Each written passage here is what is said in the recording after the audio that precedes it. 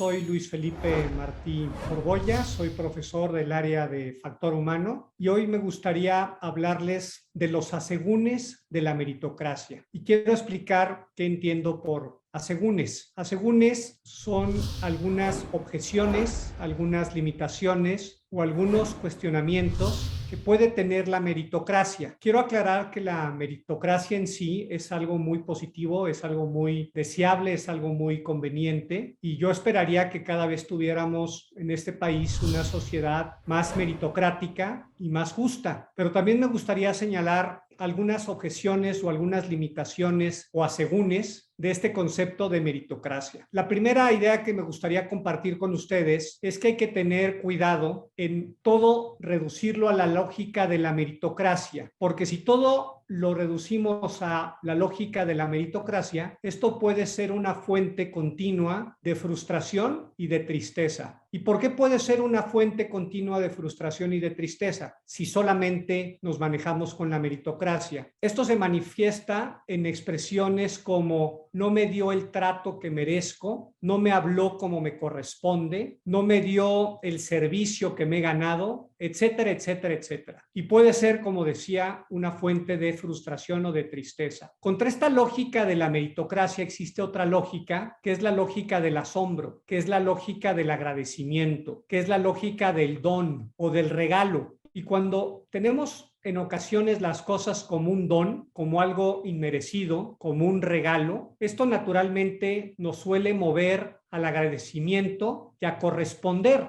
a ese regalo. Normalmente cuando alguien tiene esta idea de don, bendición, gracia, llámenle como ustedes quieran, uno se siente movido a corresponder y a no perder piso. Es interesante el no perder piso porque lo tienes como un regalo y además en este corresponder te lleva a sostener durante mucho tiempo el esfuerzo, porque tienes el concepto de misión o tienes el concepto de don y tienes la idea que donde tú estás no están los otros. Y si tú no marcas la diferencia, nadie la va a marcar en tu lugar. Esta es una primera idea que quería compartir con ustedes. Una segunda idea sobre los asegúnes de la meritocracia o incluso de la justicia es no pretender resolver todo en clave de justicia. Los romanos decían que la justicia es ese arte de darle a cada quien lo que le corresponde. Esto en concreto lo decía Ulpiano. Y el problema de la justicia está también en su fuerza, que es el dar al otro lo que le corresponde. Ahí está su límite en el objeto de la justicia. Ahí está su asegún. En cambio, en la lógica de la generosidad o en la lógica del servicio, vemos que lo que le damos al otro muchas veces es lo que nos corresponde a nosotros, no lo que le corresponde a los demás, como en la justicia. Y muchas veces descubrimos que en el servicio, fuente de alegría, de asombro, de sorpresa, descubrimos que en el servicio hay un generoso desorbitarse de la virtud de la justicia. Creo que estas ideas nos van ayudando a darle el justo medio que debe de tener la meritocracia y la justicia. Conceptos muy importantes, muy relevantes, muy deseables para la sociedad, pero no totalizarlos o no absolutizarlos. En la filosofía clásica se suele hablar de 4 grandes operaciones del director o del ser humano. Yo me quisiera referir en concreto a una de ellas, que es la motivación. Además de la motivación, podríamos hablar del conocimiento, podríamos hablar del esfuerzo y podríamos hablar de la moderación. Yo me quiero centrar ahora en la motivación, porque la motivación corresponde a uno de los hábitos o virtudes más importantes del director, que es la justicia, así como el conocimiento corresponde a la prudencia, o así como el esfuerzo corresponde a la fortaleza, o así como la templanza es el hábito que corresponde a la moderación. Por supuesto que el mérito, por supuesto que la justicia es una gran motivación, pero posiblemente en varias ocasiones no es la motivación más poderosa. Quisiera compartir con ustedes un libro que vale la pena leer del autor Daniel Pink.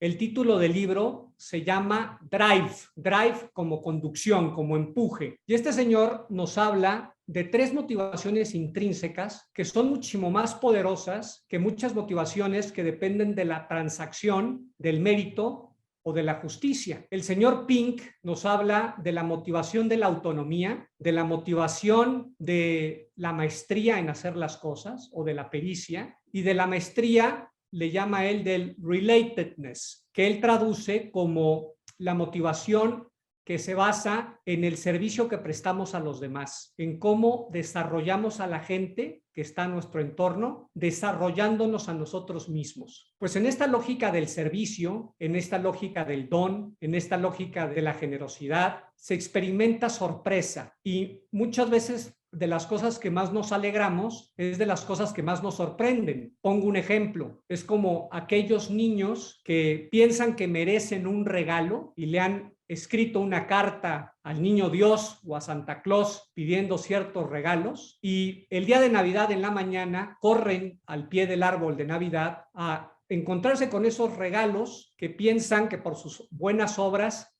se merecen, pero quizá la sorpresa de estos niños es mayúscula cuando encuentran que en la cornisa de la chimenea de su casa hay unas calcetas llenas de chocolates que no esperaban y justo como no le esperaban hay sorpresa y hay una alegría muy intensa o muy especial, pero quizá estos niños deberían de sorprenderse más, de tener pies y ser conscientes de que pueden utilizar esas calcetas. Lo que quiero decir con este ejemplo es que no demos las cosas por implícito, movámonos más en la lógica del asombro, de la sorpresa, del agradecimiento en las cosas ordinarias, porque esto nos llevará a corresponder en términos de servicio, en términos de generosidad. Quiero cerrar esta cápsula con una idea de Carlos Llano. A Carlos Llano le gustaba decir que había dos tipos de bienes, los bienes materiales o los bienes desiderativos, contra o en oposición de los bienes espirituales o bienes efusivos. Decía Carlos que los bienes efusivos o espirituales seguían la ley del espíritu, es decir, mientras más se comparten, más se multiplican. Seguían la ley del hoyo, podríamos decir, mientras más hoyo cavas, más hoyo tienes. Pues lo mismo pasa con estos bienes espirituales, mientras más los compartes, más se multiplican, como puede ser la alegría, como puede ser el agradecimiento, como puede ser el conocimiento. A diferencia a veces de la lógica del mérito o la lógica de la recompensa, que tienen muchas veces una traducción en bienes materiales. Bienes materiales que cuando se comparten necesariamente disminuyen. IPADE. The World Calls.